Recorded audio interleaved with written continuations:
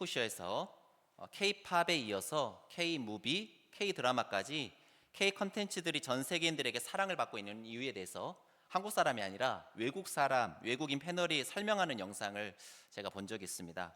한국의 영화와 드라마가 전 세계적으로 인기를 끌고 있는 이유는 인류 모두가 보편적으로 공감할 수 있는 그런 이야기를 다루기 때문이다. 이제 그 사람의 분석이 그러했어요. 특히 미국 중심의 영웅 서사가 주류 컨텐츠인 할리우드와는 달리 우리 한국 영화와 드라마는 가족의 소중함과 같은 인류 보편의 가치가 담겨 있어서 전 세계인들이 한국 영화와 드라마에 공감하고 또 열광하고 있다. 이제 그렇게 이야기하는 것을 제가 들은 적이 있습니다. 최근에 나온 대표적인 드라마가 이제 폭삭 속았수다 같은 드라마이지요. 제가 잠깐 쉬는 시간에 외국 사람들이 폭삭 속았수다를 보면서 리액션하는 그런 유튜브 영상을 제가 본 적이 있는데요. 참 신기하게도요, 우리가 웃는 지점에서 그들도 동일하게 웃고요, 우리가 우는 지점에서 그들도 동일하게 울고 있는 것을 보면서 가족에 대한 사랑, 또 가족을 위한 희생이라는 가치와 정서는 전 세계 모든 사람들이 다 공감하고 공유하는 보편적인 정서와 가치라고 하는 것을 제가 확인해 볼 수 있었습니다. 가정이 우리 삶의 근간이라는 사실을 아주 잘 표현해 주는 한자성어가 있지요. 가와만사성이라고 하는 한자성어입니다. 무슨 뜻입니까? 가족이 화목할 때 모든 일이 잘 이루어진다, 그런 뜻이죠. 반대로 바꿔서 이야기하면 가정에 뭔가 문제가 있고 가정에서 관계가 막히면 모든 일들이 힘이 들고 어려워진다, 그런 뜻이기도 할 것입니다. 제가 예수전도단 DTS 훈련을 갔을 때 일인데요, 훈련받을 곳에 도착해서 짐을 풀고 함께 훈련 받을 사람들을 만나서 첫날에 이제 둘러 앉아가지고 가장 먼저 한 것이 무엇이었냐면, 이제 좀 긴장을 풀고 또 관계의 좀 어색함을 깨기 위해서 아이스 브레이킹하는 시간을 가졌습니다. 주제가 뭐였냐면, 내 인생에서 가장 추웠을 때 한번 이야기해보자, 그런 주제로 이야기를 나눴는데, 나눔이 진행되면서 인상 깊었던 것이요, 여러분 훈련 받으려고 와서 그런지 첫날부터 자기 속에 있는 아픔들을 막 꺼내놓기 시작하는데, 그때 대부분의 자매들이 무슨 이야기를 했느냐, 아버지에 대한 상처를 이야기하더라고요. 알코올릭을 가지고 계신 아버지의 상습적인 폭력과 그로 인한 가정의 파괴, 그리고 그 여파로 삶의 모든 영역들이 무너진 자매들이 눈물 뚝뚝 흘리면서 자기는 가정에 아무런 소망이 없고 자기는 절대 결혼하지 않을 거다, 막 그렇게 이야기하는 그 장면이 아직도 제 눈에 선합니다. 그런데 그렇게 단호하게 결혼 안 하겠다 하신 누님들이 지금 대부분 다 시집 가서 잘 살고 계십니다만, 가정이 무너질 때 삶의 모든 영역이 무너질 수 있다는 것을 제가 그때 좀 체험적으로 이해해 볼 수 있었습니다. 저도 마찬가지인데, 저는 웬만한 어려움이 찾아올 때 크게 흔들리는 사람은 아닌데, 가정에서 뭔가 좀 어려움이 있고 문제가 있으면 책도 눈에 잘 안 들어오고 일도 손에 잘 안 잡히고 그렇더라고요. 건강한 가정, 화목한 가정은 우리가 세상에서 승리하며 살아가기 위한 필수 조건인 것입니다. 제가 오늘 가정에 대한 설교를 이번 주와 다음 주에 걸쳐서 하려고 하는데, 제가 가정에 대한 설교를 준비하려고 할 때 또 오늘 야곱의 가정 이야기를 보면서 생각난 드라마가 있었습니다. 2009년 10월 17일부터 2010년 6월 13일까지 KBS에서 무려 70부작으로 방영된 드라마가 있었는데, 수상한 삼형제라고 하는 드라마입니다. 혹시 기억나십니까? 말씀과 기도에 전무하셔서 안 보셨던 것 같은데, 그럼 저도 뭐 즐겨봤던 드라마는 아닙니다만은 어떻게 기억을 하냐면, 이 그 수상한 삼형제라고 하는 드라마가 되게 막장 드라마여서 되게 화제가 됐던 그런 드라마입니다. 특히 그 집안 이야기가 완전히 콩가루 집안 이야기였기 때문에 사람들이 막 욕하면서 봤던 그런 드라마로 제가 기억이 되는데요. 이 드라마의 책임 PD였던 문보연 PD가 이제 인터뷰에서 이런 이야기를 했었습니다. 당시만 하더라도 이제 콩가루 집안 얘기 잘 안 다루던 때이기 때문에, 특히 KBS 드라마잖아요. 그러니까 뭔가 시청자들이 따뜻한 가족애를 다룰 거라고 그렇게 생각을 하는 경향이 있지만, 콩가루 집안 이야기가 일종의 트렌드가 될 거다, 이제 그런 그 인터뷰를 한 기사를 제가 본 적이 있습니다. 그런데 자기가 콩가루 집안 이야기를 드라마로 만드는 이유는 그 콩가루 집안, 그 콩가루 가족이 찰진 가족이 되는 모습, 그 변모해 가고 변화되는 모습을 보여주고 싶어서 이 드라마를 찍고 있다, 이제 그렇게 인터뷰를 한 것을 제가 본 적이 있거든요. 막장 드라마라는 평을 들었습니다만은, 어쨌든 그 콩가루 집안 이야기, 우리 집안 이야기 아니면 남의 집 콩가루 이야기 집안 이야기는 재밌잖아요. 이 드라마가 전국 시청률 44%까지 기록을 했고, 당초 50부작으로 제작 예정이었는데 인기가 많으니까 20부작 연장해서 70부작으로 방영될 만큼 선풍적인 인기를 끌었습니다. 그리고 이게 잘 되는 거 보고요. 그 뒤에 이제 막 그런 콩가루 집안 얘기들이 드라마의 많은 소재로 등장을 했었던 것으로 기억합니다. 그런데 여러분, 그 수상한 삼형제에 나오는 가족 못지않은 콩가루 집안 이야기 우리 지금 알고 있죠. 살펴보고 있죠. 야곱의 집안 이야기가 그렇습니다. 여러분 살펴봤습니다만 제가 조금 요약 정리해 볼까요? 이 집안의 비극은요, 자매가 한 남자에게 시집을 가면서부터 시작됐습니다. 벌써 소재가 남다르지 않습니까? 자매가 한 남자에게 시집을 갔어요. 남편의 사랑을 받는 동생은 그런 아이를 갖지 못하는 아픔이 있었습니다. 그래서 언니에게 남편과의 하룻밤 잠자리를 양보하고 아이 가지려고 최음죄를 얻어냅니다. 남편의 사랑을 받지 못하는 언니는 남편의 사랑을 얻기 위해서 최음죄로 남편과의 하룻밤 잠자리를 삽니다. 또 자식에 대한 경쟁심 가지고요, 자신의 몸종들 남편의 첩으로 들여서 자식 경쟁도 막 하지요. 태어난 자식들 역시 더 사랑받는 작은 엄마의 아들을 시기하고 질투합니다. 그 작은 엄마의 아들도 형들의 잘잘못을 그대로 아빠에게 일러 바치지요. 시기와 질투와 미움이 극에 달한 형들이 그 동생, 아버지에게 사랑받는 그 동생을 노예로 팔아버리고 아버지에게는 죽었다고 거짓말을 합니다.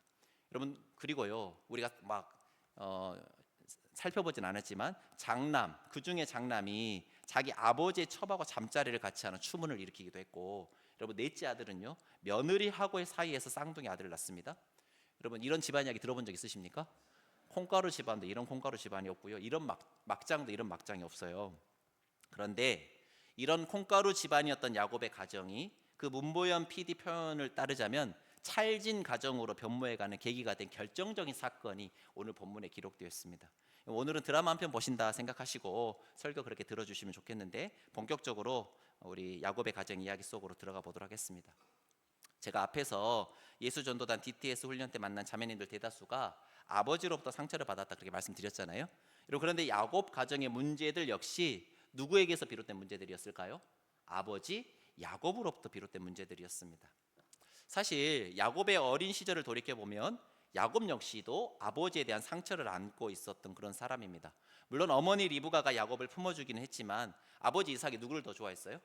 형 에서를 더 좋아했잖아요. 아버지로부터 인정받지 못했던 아들이었던 야곱이었기에 야곱 안에는 늘 뭐가 있었냐면요, 인정받고 싶은 욕구가 가득 차 있었습니다. 그 과도한 인정 욕구로 인해서 야곱은 자신의 삶에 끊임없이 경쟁의 터널 속으로 몰아넣었던 거죠. 그 경쟁 속에서 승리를 거두고 자신이 목표한 바를 성취하고, 그래서 다른 사람으로부터 인정받고 그래야지 속이 시원해지는 그런 사람이 바로 야곱이었던 것입니다. 문제는 야곱 혼자 그렇게 살면야, 뭐 자기 혼자 성취감 느끼면서 그렇게 살면 그만이지만, 야곱이 가정을 일구어서 야곱과 함께하는 가족들이 많아졌다는 것이 문제입니다. 야곱이 주변 돌아보지 않고 목표 지향적으로, 성취 지향적으로 달려가는 와중에 야곱의 가족들은 다듬어지지 않은 야곱에게서 삐져나온 가시들로 인해서 상처를 받게 되었던 것입니다. 하지만 주변 돌아볼 겨를 없이 정신없이 달려가고 있는 야곱은 가족들이 그런 아픔과 상처를 가지고 있는 줄 전혀 모르고 평생을 살았던 거죠.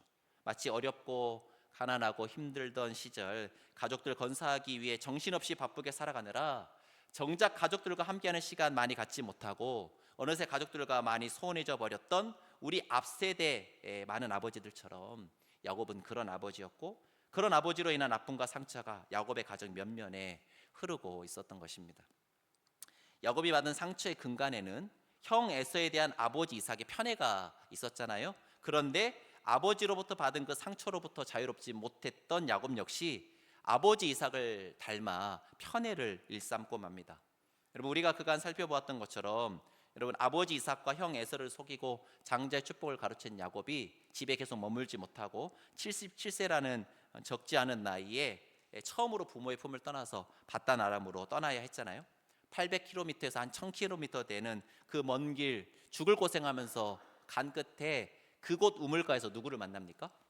라헬을 만납니다. 여러분, 그러니까요, 마침내 목적지에 도착해서 자신과 연이 있는 사람을 만났다는 그 반가움에 라헬을 안고 펑펑 울었는데 마침 또 라헬이 엄청 이뻤어요. 그러니까 그때부터 무엇이 시작됐냐면 라헬을 향한 야곱의 사랑이 뜨겁게 불타오르기 시작했습니다. 첫눈에 반한 라헬 얻기 위해서 7년을 수일처럼 여기면서 삼촌의 집에서 일을 했던 야곱, 마침내 그토록 기다리던 사랑하는 라헬과의 결혼식 치르고 첫날 밤 지냈는데 눈 떠보니 누구였어요? 언니 레아였던 거죠. 결혼 사기 당한 거잖아요. 그래서 7년을 더 일하게 됐습니다. 여러분, 그러니까 레아가 예뻤을까요, 안 예뻤을까요? 안 그래도 라헬에게만 마음이 있었고 레아에게는 별로 마음이 없었는데 라반이 자기에게 사기쳤다고 생각하니까 그 사기의 결과물이 레아는 더 미웠겠죠. 그러니까 더 라헬을 향한 사랑이 더 뜨겁게 불타올랐습니다. 하지만 여러분, 7년 모봇으로 일했다 하더라도 그 시간 라헬과 함께하는 시간이었으니까요, 야곱은 그렇게 막 힘들고 어려웠던 시간이었을 것 같진 않아요. 그런데 나름대로 행복을 누렸던 시간이었을 것 같은데, 문제는 자매이면서 그의 두 아내이기도 한 라헬과 레아에게 그 시간은요, 시기와 질투, 의심과 경계가 번복이 된 지옥과 같은 시간이었던 거죠.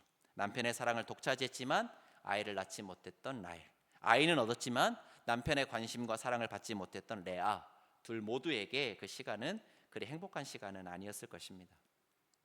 그러한 두 자매의 애증의 관계는 동생 라헬이 베냐민을 낳다가 죽음으로써 비극적인 종국을 맞이하게 됩니다. 그러나 사랑했던 여인 라헬의 죽음은 오히려 야곱의 병적인 집착을 불러일으키는 원인이 되었습니다. 여러분, 라헬이 낳은 두 아들인데 요셉과 베냐민인데요, 베냐민은 라헬의 죽음과 직접적으로 관련이 있는 그런 아들이잖아요. 그러니까 보면 사랑스럽고 귀한 아들입니다만 가슴 아픈 그런 아들입니다. 그러니까 야곱의 사랑이 누구를 향하여 집중적으로 향하게 되었느냐? 라헬이 낳은 첫째 아들 요셉을 향하여서 야곱의 사랑이 절대적으로 향하게 된 거죠. 한편 동생 라헬이 죽었음에도 남편의 사랑이 자신에게 돌아오지 않는다는 것을 뼈저리게 느껴야 했던 레아는 매일 밤 치맛자락에 눈물을 훔쳐야 했을 겁니다. 그리고 그러한 어머니를 보고 자라야 했던 레아의 자식들 역시 피눈물을 삼켜야 했던 거죠. 아버지의 사랑을 독차지하고 있는 것만으로도 죽이고 싶을 만큼 꼴보기 싫은 동생이, 그런데 아버지에게 쪼르르 달려가 자신들의 잘못을 일러 바치더라 말이에요. 그럼 그러니 예뻤겠습니까? 죽이고 싶을 만큼 미웠겠죠. 자신들은 뼈마디가 쑤시도록 양들 돌보는 그런 노동, 고된 노동을 하고 있는데, 여러분, 요셉이 채색 옷을 입었거든요.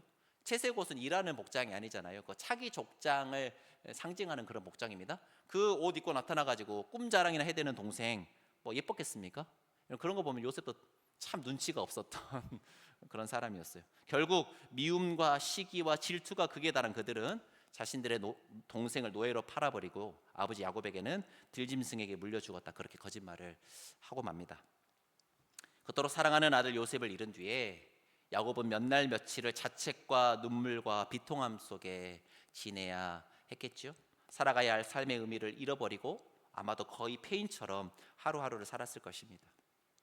겨우 요셉을 잃은 슬픔을 추스르고 일어선 야곱의 눈에는 그런데 이제는 누구밖에 안 남은 거예요? 사랑하는 여인 라헬의 마지막 소생, 유일한 소생 베냐민밖에 보이지 않았습니다. 베냐민마저 자기보다 먼저 버릴 수 없다라고 생각한 야곱은 베냐민을 과잉 보호하기 시작합니다. 아직도 그에게는 10아들이죠. 요셉 죽었다고 생각하니까 10아들이 남아 있었지만 이제 그에게 유일한 자식은 베냐민 하나뿐이었습니다. 그렇게 요셉을 잃은 상처를 베냐민에 대한 과보호와 사랑으로 달래며 살던 어느 날, 그런데 자신의 가족과 부족 전체를 송두리째 흔들 만한 대위기가 찾아왔지요. 고대 근동 전체를 뒤덮은 극심한 흉년이 야곱의 가정 또한 덮친 것입니다. 2년 넘게 지속되는 대흉년 앞에서요, 여러분, 흉년 1년 되면 어찌어찌 살아볼 텐데 2년째 계속되니까 이제 점점 먹을 거리가 떨어진 거죠. 그래서 생계가 막막하게 되었는데, 그런데 어디 땅에는 지금 곡식이 있다는 소식이 들려요? 애굽 땅에는 곡식이 있다는 소식이 들려요. 요셉이 잘 대비를 했잖아요. 그러니까 애굽 땅에만 곡식이 있어서 그 고대 군동의 수많은 사람들이 다 애굽으로 곡식을 사러 가기 시작했습니다. 그래서 야곱이 역시 그 소식을 듣고 곡식 사라고 아들들 보냈는데 베냐민만 빼고 10아들을 보내서 먹을 것을 사오도록 시킵니다. 그런데 이게 웬일입니까?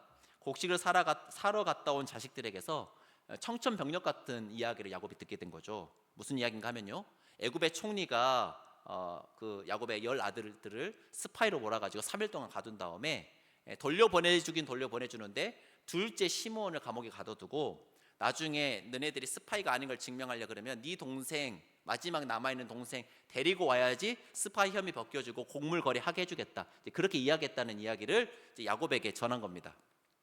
여러분, 야곱이 뭔가 불결한 예감이 든 거예요. 자신의 유일한 즐거움이자 소망인 라헬의 마지막 소생 베냐민마저 잃어버릴지 모른다는 그런 예감이 들었기 때문입니다. 여러분, 오늘 43장 본문을 읽었습니다마는 한 장 앞으로 넘기셔서 창세기 42장 36절 말씀을 우리 한 목소리를 읽어보도록 하겠습니다. 창세기 42장 36절입니다. 창세기 42장 36절 말씀 함께 읽어볼까요? 시작. 그들의 아버지 야곱이 그들에게 이르되 너희가 나에게 내 자식들을 잃게 하도다. 요셉도 없어졌고 시므온도 없어졌거늘 베냐민을 또 빼앗아 가고자 하니 이는 다 나를 해롭게 함이로다. 여러분, 이 짧은 한 절에 참 많은 다양한 의미들이 숨어 있는데요, 베냐민을 잃을 수도 있다는 위기감이 몰려오자 그동안 감추어두었던 야곱의 속마음이 제어되지 않고 막 튀어나옵니다. 여러분 보세요. 너희가 나에게 내 자식들을 잃게 하도다 라고 하는 야곱의 말에서 야곱이 뭘 의심하고 있었다는 것을 알 수 있느냐? 이게 짐승한테 물려 죽은 것이 아니라 요셉이 얘네들이 죽였을 수도 있겠는데 이런 의심을 했다는 것을 알 수 있어요. 여러분, 너희가 내 베냐민 하나라고 생각했으면 내 자식을 잃게 하는도다 이렇게 단수로 이야기할 텐데 내 자식들을 잃게 하는도다 라고 이야기했다는 것은 요셉 니네가 죽였고 베냐민 또 죽이려고 하는 거 아니야? 라고 하는 의심이 야곱에게 들었다는 것입니다.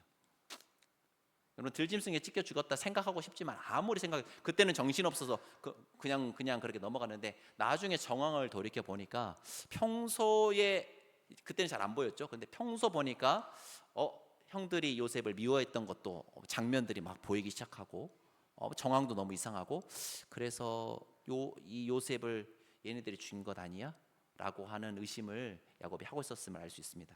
여러분, 이러한 야곱의 생각을 읽을 수 있는 또 다른 구절이 좀 위로 올라가셔서 4절에 나오는데요, 우리 함께 창세기 42장 4절 말씀도 한 목소리 읽어보도록 하겠습니다. 창세기 42장 4절입니다. 시작. 야곱이 요셉의 아우 베냐민은 그의 형들과 함께 보내지 아니하였으니 이는 그의 생각에 재난이 그에게 미칠까 두려워함이었더라. 이 구절에 따르면요, 베냐민을 형들하고 함께 보내면 베냐민 역시 해를 당할지도 모른다라고 하는 생각이 야곱에게 있었다는 거잖아요. 물론 자기 자식들이기 때문에 그러한 속내 내비치지는 못하고 그동안 살아왔습니다만 베냐민 보내면 얘들이 베냐민도 해코지 할 수 있겠다라고 하는 생각이 야곱에게 있었다라는 거죠. 그리고 그러한 생각이 막 이제 속에서 튀어나오기 시작하는 거예요. 베냐민을 잃을지도 모른다는 그런 위기감 앞에 직면을 하니까 깊은 속마음이 그대로 드러난 거죠.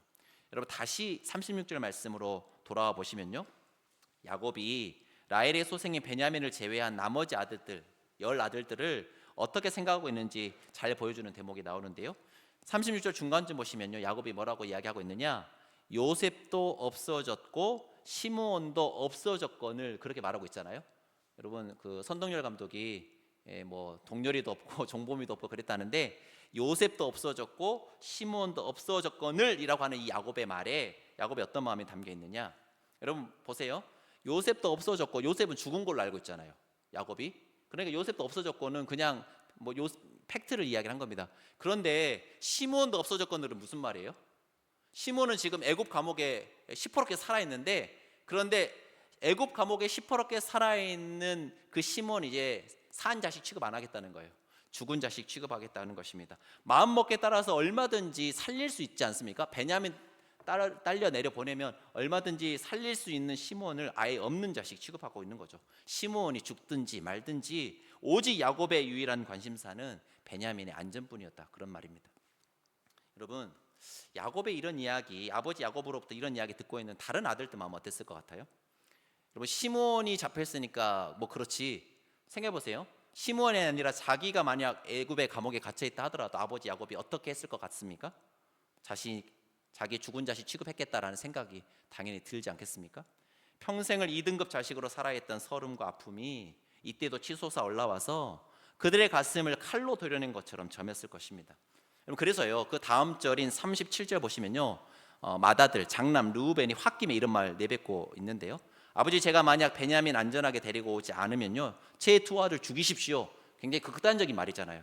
베냐민 못 데려오면 아버지가 의심하니까, 아버지가 자기들 의심하고 있는 게 뻔히 보이니까, 여러분, 아버지, 내가 베냐민 못 데리고 오면 내 두 아들 죽이시라니까요.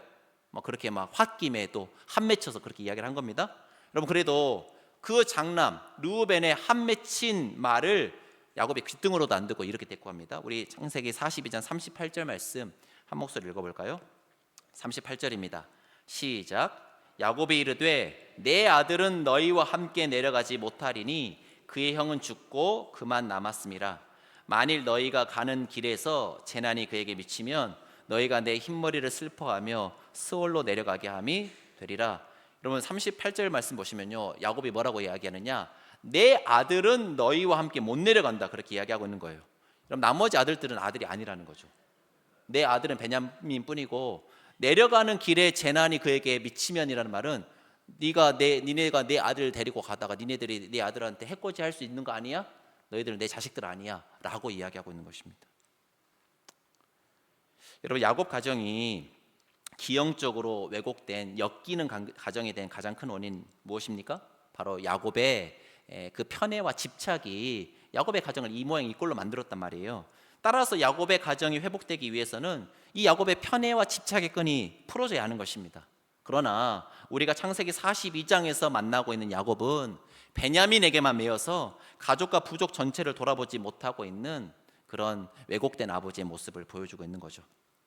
하지만 하나님께서 이거 그냥 두지 않으신 거예요.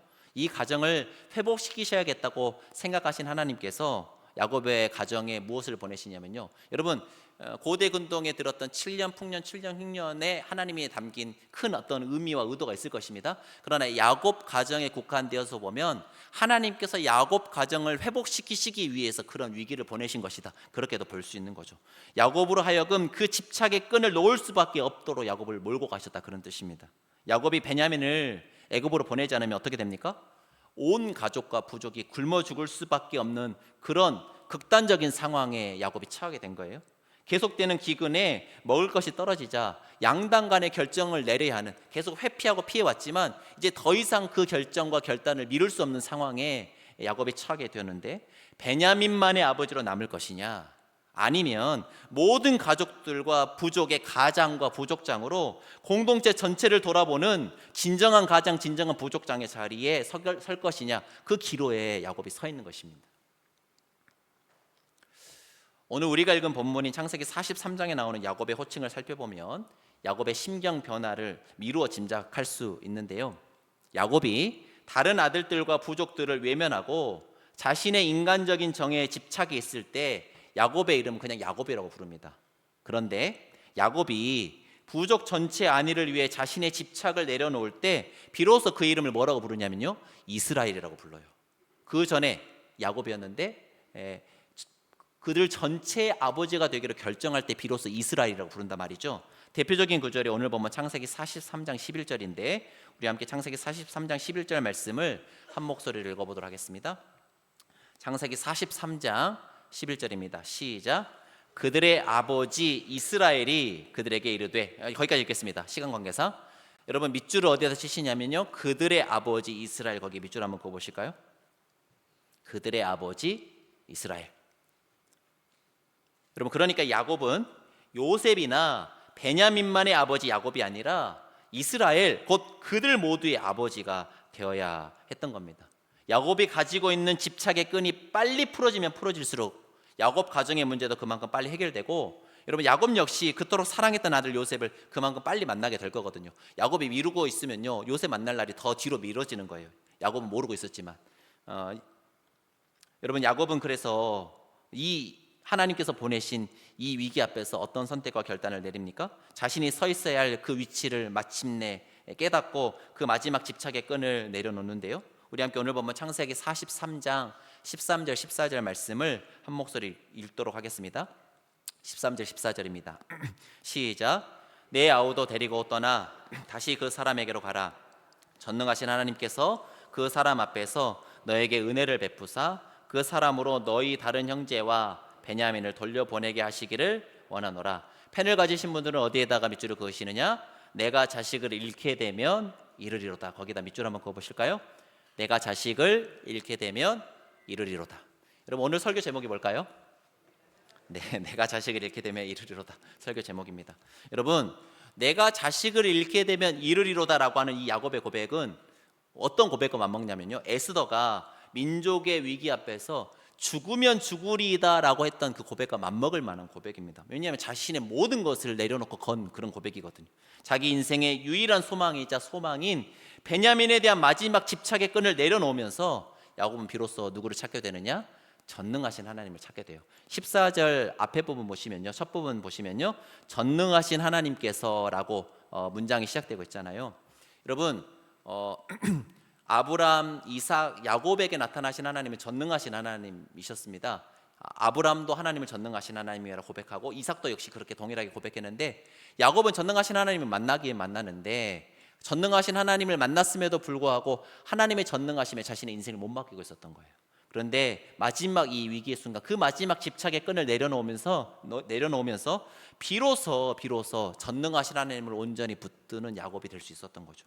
그 야곱의 집착의 끈이 풀어지고 나서야 비로소 야곱 가정의 회복의 수레바퀴가 돌아가기 시작한 것입니다.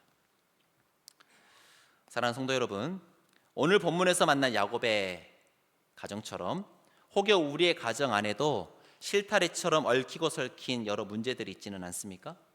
무너져 내린 우리 가정 혹은 우리의 개인적 삶 가운데 참된 회복이 일어나기 위해서 필요한 것은 무엇일까?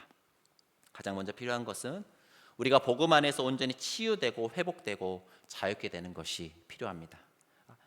야곱이 아버지 이삭으로부터 받은 상처에서 벗어나지 못하고 그 상처를 가족들에게 흘려보냈던 것처럼 우리 안에도 여전히 해결되지 않은 채 남아있는 아픔과 상처들이 있을 때 그 아픔과 상처가 우리 가정 안에서 재생되고 반복되는 것을 보게 되거든요. 그런 아픔과 상처가 있으신 분들 계시다면요, 이 시간 우리의 모든 아픔과 상처 고쳐주시고 씻어주시고 치유하시기 위해서 오신 분이 누구십니까? 예수님이시에요. 우리의 나음을 위하여 채찍에 맞으시고 십자가를 지신 예수님의 십자가 앞에 그 모든 아픔과 상처를 정직하게 내려놓는 그런 시간 되기를 간절히 바랍니다. 더불어 야곱이 내가 자식을 잃게 되면 잃으리로다 그렇게 결단하면서 평생을 움켜쥐고 살았던 그 집착과 편애를 내려놓았던 것처럼 우리 역시도 여전히 우리가 움켜쥐고 있는 우리의 욕심과 집착을 내려놓는 것이 필요합니다. 하나님의 말씀이 우리 삶과 우리 가정의 기준이 되는 것이 아니라 세상의 기준, 그리고 그 세상의 기준에 공명하는 내 욕심, 그리고 다른 사람들의 시선과 평가가 우리의 기준이 되어서 그 기준에 따라 가족 구성원들, 특별히 우리의 자녀들을 판단하고 재단하고 평가하고 있지는 않은지 우리의 모습을 돌아볼 필요가 있습니다. 여러분, 시편 127편 3절에 보시면요, 자녀들은 여호와의 기업이다, 자식들은 여호와의 기업이다 라고 하는 말씀이 나오는데요, 여러분, 자녀들이 누구의 기업이라고요? 여호와의 기업, 하나님의 기업이랍니다. 여러분, 그런데 정말 그렇게 여기고 살아가고 계십니까? 자식들 하나님의 기업으로 여기고 하나님 손에 맡겨드리며 살아가고 있는지, 아니면 내 소유, 내 기업으로 여기고 내 뜻과 내 욕심 자녀들에게 투영하여서 내 만족 추구하며 살아가고 있지는 않은지 우리의 모습을 정직하게 돌아볼 필요가 있다는 것이죠. 여러분, 만약 그렇다고 한다면요, 우리 자녀들은 하나님께서 우리 자녀들에게 주신 은사가 있고 우리 자녀들을 통해서 이루시고자 하시는 일이 있습니다. 그런데 우리는 그 하나님의 주권을 가로막고 내 뜻과 내 생각과 내 계획과 내 욕심을 자녀들을 통해서 이루고 싶어 하고 있을 수도 있는 거죠. 여러분, 그 모든 욕심과 집착을 내려놓고 우리 자녀들의 진정한 아빠가 되시는 하나님께 온전히 맡겨드릴 때 우리 가정 안에 참된 회복이 일어날 줄로 믿습니다. 제가 좋아하는 찬양 중에 요게벳의 노래라고 하는 찬양이 있는데요, 요게벳은 누구의 엄마냐면 모세의 엄마입니다. 여러분, 근데 잘 아시는 대로 이스라엘 백성들의 인구 팽창을 억제하기 위해서 애굽의 왕 바로가 갓 태어난 남자아이들 잡아 죽이는 정책을 펼쳤을 때 데리고 있으면 죽으니까 요게벳이 어떻게 합니까? 갈대상자 만들고 역청 발라가지고 내 손에 있으면 죽는데 나일강에 띄어보내잖아요. 하나님 손에 맡겨드립니다 하면서 모세를 나일강에 흘려보냅니다. 그 심정, 하나님 손에 내 자식을 맡겨드리는 그 엄마의 심정, 그 요게벳의 심정을 묵상하면서 연평안이라고 하는 찬양 사역자가 지은 찬양이 요게벳의 노래라고 하는 노래인데, 그 노래 후렴 가사가 이러합니다. 후렴 가사 제가 불러드릴까요? 너의 삶의 참 주인 너의 참 부모이신 하나님 그 손에 너의 삶을 맡긴다. 너의 삶의 참 주인 너를 이끄시는 주 하나님 그 손에 너의 삶을 드린다. 여러분, 내 자녀인 것처럼 보여도요, 우리 자녀의 진짜 아빠, 진짜 부모가 되어주신 분 누구십니까? 하나님이셔요. 여러분, 내가 내 자녀 붙들고 있으면 내 바운더리 범위 안에는 그런 자녀로 클 겁니다. 그러나 하나님 손에 내 자녀 맡겨드리면 하나님께서 우리 자녀들을 마음껏 길러내셔서 하나님의 나라와 하나님의 영광을 위해 귀하게 쓰이는 하나님 나라의 제목들로, 거목들로 하나님께서 반드시 키워내실 것입니다. 말씀을 맺겠습니다. 아버지로부터 받은 상처 해결하지 못하고 평생 편애와 집착의 굴레 속에서 가족들에게 상처를 입히고 살았던 야곱, 자신의 가족과 부족에 밀어닥친 그런데 그 절체절명의 위기 앞에서 자신의 모든 아집과 고집과 편애와 집착 내려놓고 요셉과 베냐민만의 아버지를 넘어 모두의 아버지가 되는 길을 선택했을 때 그 야곱의 결단으로 인해서 야곱의 가정은 그간의 모든 아픔과 상처를 딛고 새로운 회복을 향해 한 걸음 내디딜 수 있게 되었습니다. 바라기는 말씀 앞에 서 있는 이 시간이 우리의 삶 가운데, 그리고 우리의 가정 가운데 하나님의 뜻이 이루어지는 것을 막고 있는 것들, 얘가 여전히 붙들고 있는 자기의, 자기 욕심, 자기 고집, 하나님보다 더 사랑하는 그 무엇, 그 우상, 그 집착과 아집을 내려놓기로 결단하는 그런 시간이 될 수 있기를 주님의 이름으로 축복합니다. 그래서 우리 개인의 삶뿐만이 아니라 우리 가정 가운데 주님 주시는 새로운 회복의 역사가 일어나서 우리 가정이 작은 천국을 이루는 복된 가정들 다 될 수 있기를 주님의 이름으로 간절히 축원합니다. 시간 함께 말씀 생각하시면서 찬양하실 때 제가 이번 주와 다음 주에 걸쳐서 가정에 관한 설교를 하겠다 말씀을 드렸는데요, 우리의 가정이 이러한 가정 되면 좋겠다 해서 골라온 찬양이 주의 가정이라고 하는 찬양입니다. 제가 휴가여서 한 주 주일 예배를 다른 곳에서 드렸는데, 어디서 예배를 드렸냐면, 가사 띄워주시죠. 강변교회에서 예배를 드렸거든요. 근데 강변교회 예배를 참석한 이유는 손경민 목사님, 행복, 은혜 이런 걸로 여러분 잘 알고 있는 찬양을 지으신 손경민 목사님의 찬양 집회가 있다 그래서 제가 강변교회를 가는데, 그때 이 찬양을 제가 처음 들었어요. 주의 가정이라고 하는 찬양을 들었습니다. 여러분 가사 보세요. 믿음으로 사는 가정. 손경민 목사님의 가정이 어려웠답니다. 13살, 4살 때부터 신문 돌리면서 그렇게 생계에 보탬이 됐어야 하고, 홀어머니 밑에서 어머니 28살 때 아버지와 헤어져서 홀어머니 밑에서 우리 손경민 목사님 계셨는데, 그런데 가난에도 부족함을 느끼지 않고 살았대요. 현실은 부족하고 어렵지만 하나님 믿는 신앙으로 그 어머니가 손경민 목사님 길러내셨기 때문에 자기는 부족함 없이 자랐다는 거죠. 믿음으로 사는 가정, 가난에도 부족하지 않게 하시며, 소망으로 사는 가정은 아픔에도 더 풍성한 위로 주시네.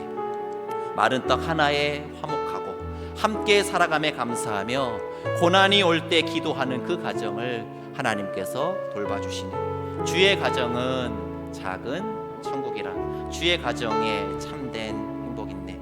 그렇게 가정 안에서 하나님의 주권 아래서 우리가 살아갈 때, 우리가 살아가는 모든 순간순간 하나님께서 지켜주시고 항상 인도하여 주시리. 우리의 가정이 그러한 작은 천국이 되기를 소망하는 마음을 담아서, 우리 가정에 주님 주시는 새로운 회복의 역사가 일어나기를 소망하는 마음 담아서 말씀 생각하시면서, 가사 묵상하시면서 함께 찬양하며 나가도록 하겠습니다.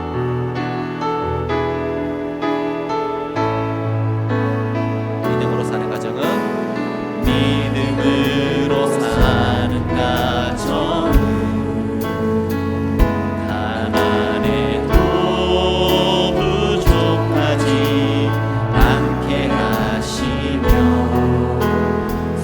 소망으로 사는 가정, 아픔에도 풍성한 위로 주시네. 우리 한 번 더 찬양할 거예요. 믿음으로 사는 가정은, 믿음으로 사는 가정,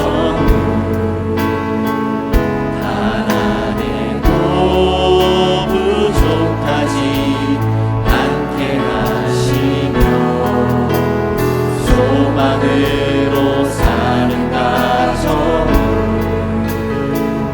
아픔에도 풍성한 위로 주시네.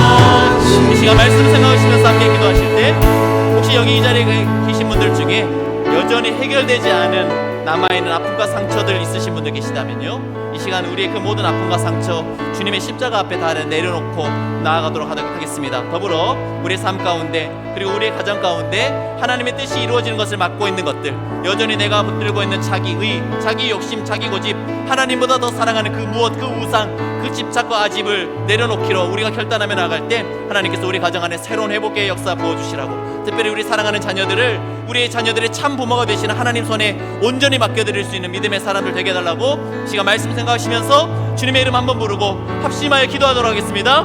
주여, 오늘 하나님 야곱의 가정이 회복되는 하나님 놀라운 계기가 되는 사건들을 우리가 살펴보면서 하나님 우리 가정 가운데 원하신 하나님의 마음 우리 가운데 부어주시니 감사합니다. 아버지 하나님, 내 가정에 여전히 해결되지 않은 문제들, 하나님 그것이 내 아픔과 상처부터 시작된 것은 아닌지 돌아보며 우리의 모든 아픔과 상처들을 주님께 온전히 맡겨드리며 나아갈 때 하나님 부어주시는 은혜를 따라서 우리의 모든 아픔과 상처가 떠나가고 하나님 부어주시는 놀라운 치유와 회복의 은혜를 경험하는 우리 모두가 될 수 있도록 주님 인도하여 주옵소서. 하나님 여전히 우리 가정 가운데 하나님의 뜻이 이루어지는 것을 막고 있는 내가 붙들고 있는 내 의, 내 욕심, 내 고집, 하나님보다 더 사랑하는 내 우상들, 그 십자가 아집을 주님 앞에 내려놓고 나 하나님 그것을 성령의 불로 태워주시기를 간절히 소망하며 나아갑니다. 하나님 그래요 우리 가정 안에 새로운 회복의 역사가 일어날 수 있도록 풍성한 회복의 은혜로 우리가 이 시간 찾아와 주시고 하나님 말씀 따라 우리 삶이 새로워질 수 있도록 주님 인도하여 주옵소서. 특별히 우리 자녀들을 주님 손에 온전히 맡겨드리며 나아갈 때 우리 사랑하는 자녀들이 하나님 안에서 온전히 회복되고 하나님의 뜻을 따라 걸어갈 수 있도록 인도하여 주시고 함께하여 주옵소서. 주의 가정은 작은 천국이라 주의 가정에 참된 행복인데 이 땅에 살아가는 모든 순간 주가 지키시고 항상 인도하시리. 우리의 삶을 주님께 맡겨드리며 항상 인도하시리, 항상 인도하시리, 항상 인도하시리. 우리 가정의 주인 되신 하나님, 우리 가정을 하나님이 기뻐하시는 복락원으로 회복시키시기를 원하시는 하나님, 그 하나님의 마음을 오늘 본문을 통해, 오늘 말씀을 통해 우리에게 부어주시니 감사합니다. 우리를 묶고 있는 모든 욕심, 하나님보다 더 사랑하고 섬기는 내 안의 우상, 여전히 내가 붙들고 있는 그 집착과 아집을 주님 앞에 온전히 내려놓고 나아가오니 성령의 불로 온전히 태워 주옵소서. 우리의 마음 깊은 곳에는 그 아픔, 그 눈물, 그 절절한 이야기들을 정직하게 주님께 아뢰며 나아갈 때 그 기도의 자리에서 살아계신 하나님 온전히 만나고 온전히 치유되고 회복되는 우리 모두가 되어서 우리 가정 가운데 하나님의 은혜를 흘려보내는 믿음의 사람들 다 되게 하여 주옵소서. 특별히 사랑하는 자녀들을 주님 손에 온전히 맡겨드리며 나아갑니다. 우리 자녀들의 참 부모가 되신 하나님 온전히 붙들고 의지하는 믿음의 자녀들 다 되게 하여 주옵소서. 평생 주님과 동행하며 살아가는 귀한 자녀들 되어서 하나님 나라를 위한 귀한 거목으로 아름답게 쓰임받는 복된 자녀들 되게 하여 주옵소서. 그렇게 주님 부어주시는 회복의 은총을 따라 우리의 가정이 주님이 참 주인 되시는 복된 가정, 작은 천국을 이루는 그런 귀한 가정이 되도록 날마다 성령 충만으로 우리와 동행하여 주옵소서. 감사와 찬양을 올려드리며 이제는 우리 주 예수 그리스도의 은혜와 아버지 하나님의 다함 없으신 사랑하심과 성령님의 감동 감화 위로 교통하심이 지난날의 모든 아픔과 상처를 주님의 십자가 앞에 정직히 내려놓고 우리와 우리 가정 가운데 하나님의 뜻이 이루어지는 것을 가로막고 있던 내 모든 욕심과 우상, 그 집착과 아집 또한 온전히 내려놓음으로 주님 주시는 참된 회복을 받아 누리게 될 사랑하는 한강 성도님들의 모든 가정 위에, 특별히 하나님이 참 부모 되어 주셔서 하나님과 동행하며 아름다운 인생을 살아갈 우리 자녀들 머리 위에 이제부터 영원까지 함께 하시기를 간절히 축원하옵나이다. 아멘.